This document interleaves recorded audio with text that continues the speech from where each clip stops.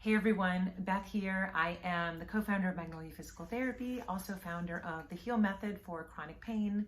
I wanted to share with you some tools and tips to do for people who have too much pain and are really afraid to have someone touch them or get body work done, where massage even hurts, or even trying to lift their arm or lift a body part is too painful.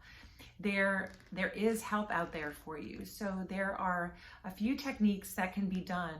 What happens is the nervous system gets so overstimulated and oversensitive that even just thinking about a movement can increase your pain. And that is the quintessential symptom of nociplastic pain, which is pain that is centrally nervous system driven, as opposed to someone pinched me right here, signals get sent up to the brain, causing symptoms.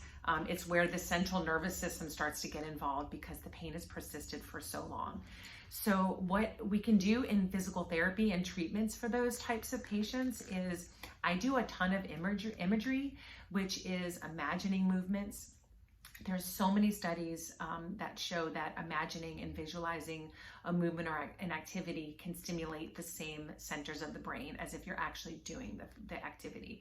So I'll have my patients, if there's something small that they want to be able to do, for example, a shoulder patient, if they're not able to lift their arm past here or just super fearful of anyone touching the shoulder, I might have them do imaginary movements. So, okay, I want you to lift your arms up as high as you can with just visualizing the movement. And I'll give them sets, 3 sets of 10. I want you to do this 3 to 5 times a day. And what happens is the nervous system starts to really understand that this is, that it needs to do this. So the more repetition, the more you wire those centers in the brain to light up, it's going to calm the nervous system down.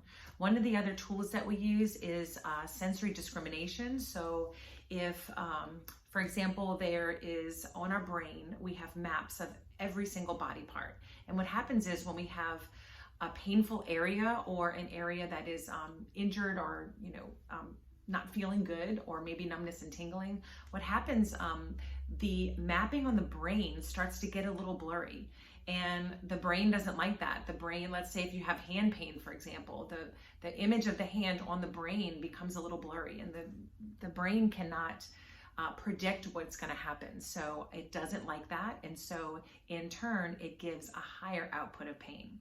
So if we can do sensory activities to really let the brain know where that body part is in space, the nervous system is going to calm down and it's not going to send so many outputs of pain. So I want to let those out there know that if you're in so much pain and movement you don't even feel like it's possible to move, that physical therapy isn't always just physical.